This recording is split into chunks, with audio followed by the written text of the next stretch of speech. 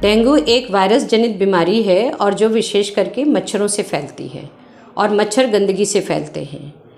समय के साथ ये बीमारी और ज़्यादा बढ़ती चली जा रही है और ये सभी लोगों को इफ़ेक्ट करती है, चाहे वो बच्चे हों, बुज़ुर्ग हों, बड़े हों या प्रेग्नेंट औरत हों। जो नॉर्मल व्यक्ति होता है वो इस समस्या को थोड़ा बहुत आसानी से झेल सकता है, लेकिन प्रेग्नेंट महिलाओं के लिए ये बहुत बड़े कॉम्प्लिकेशन का कारण बन सकती है। हम लोग प्रेगनेंसी को 3 हिस्सों में बांटते हैं, पहले 3 महीने, बीच के 3 महीने और लास्ट के 3 महीने। पहले 3 महीने में अगर किसी महिला को डेंगू हुआ है तो उसके साथ वैसे ही वो परेशान रहती है कि वो खाना पीना नहीं खा पाती है, उसको उल्टी और कई तरह की समस्याएं होती हैं। और ऐसे में अगर उसको डेंगू हो जाता है तो उस कंडीशन में मरीज़ को डेंगू से लड़ने की जो हिम्मत आनी चाहिए वो नहीं आ पाती है। तो ऐसे में हमें क्या करना चाहिए कि मरीज़ को स्पेशली डॉक्टर को दिखाएं और उसका प्रॉपर ट्रीटमेंट लें। और दूसरी चीज़ जो सबसे बड़ी खतरे की चीज़ है कि डेंगू में जो सबसे बड़ा जो परेशानी का कारण है वो है प्लेटलेट का कम हो जाना, यानी थ्रोम्बोसाइटोपिनिया, और WBC यानी कि हमारे शरीर की प्रतिरोधक क्षमता का कम हो जाना। तो ये बहुत डेंजरस कंडीशन हो जाती है। अगर डेंगू बहुत हाई लेवल तक पहुंच जाता है तो कई बार बच्चा खराब हो जाता है और मरीज सीरियस हो जाती है।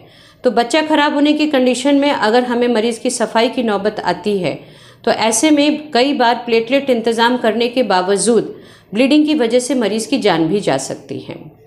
दूसरा आया सेकेंड ट्राइमेस्टर, यानी कि जो बीच के 3 महीने होते हैं, उसमें बच्चे की बढ़त हो रखी होती है।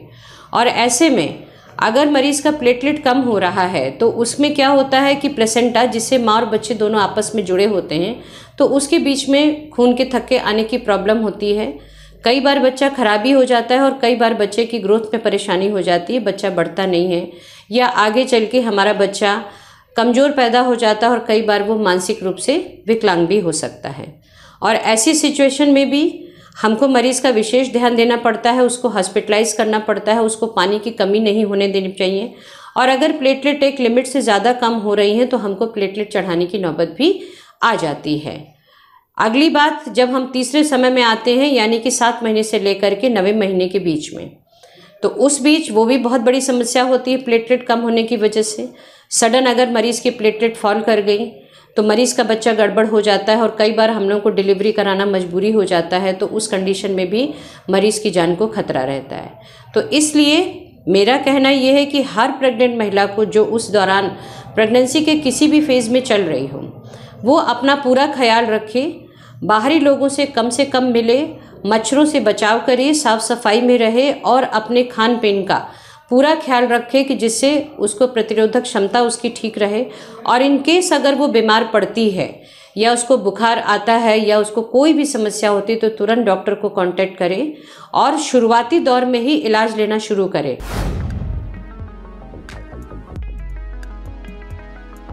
लक्षण ये पता चलता है कि मरीज़ को फीवर आता है, मरीज़ को बहुत कमजोरी होती है, मरीज़ को कई बार पूरे बॉडी में रैशेस आ जाते हैं और मरीज़ को सांस लेने में भी दिक्कत होती है। और कई बार आप लूज मोशन से, पेट दर्द से, उल्टियों से, ये सब कंप्लेन करके मरीज़ हम लोगों के पास आते हैं।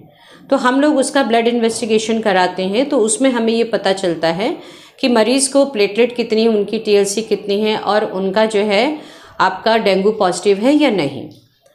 और शुरुआती दौर में ये होता है कि अगर पेशेंट घर पे मैनेज हो सकती है, इनिशियल स्टेज में है, तो हम लोग दवाई लिख करके और प्रॉपर इंस्ट्रक्शन कि वो अपने आप को, जो सबसे बड़ी कमी है वो अपने शरीर में पानी की और न्यूट्रिशन की कमी ना होने दें।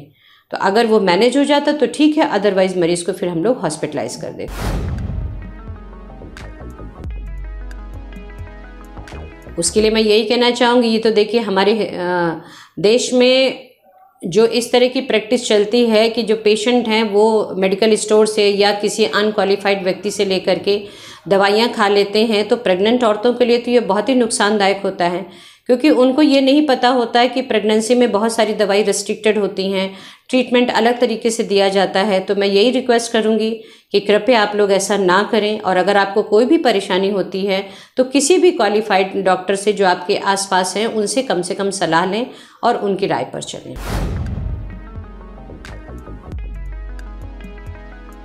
अगर किसी मरीज़ को डेंगू हुआ है तो उसकी आंतें कमज़ोर हो जाती हैं, जिसकी वजह से वो हैवी चीज़ें नहीं खा सकता है।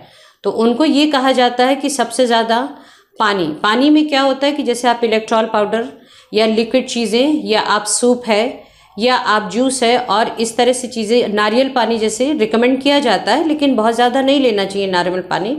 तो आप थोड़ा थोड़ा करके ले। सत्तू घोल करके पिए, खिचड़ी, दलिया, इस तरह की चीज़ें जो इजीली डाइजेस्टेबल होती हैं कि जिससे आपको पेट में परेशानी ना हो, क्योंकि कई बार डेंगू में पेट में दर्द और उल्टियाँ शुरू हो जाती हैं, तो आप आसानी से इस समय को पास कर सकें।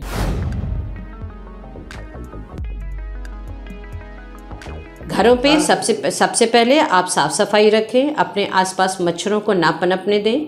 और इस मौसम में प्रेग्नेंट औरत ही नहीं, सभी के लिए कि फुल कपड़े पहने, अपने आप को बाहरी वातावरण में एक्सपोज ना करें। और दूसरी बात कि अगर कोई व्यक्ति आपके पास आसपास वायरल फीवर से ग्रसित है तो उससे आप अपनी दूरी बना के रखें।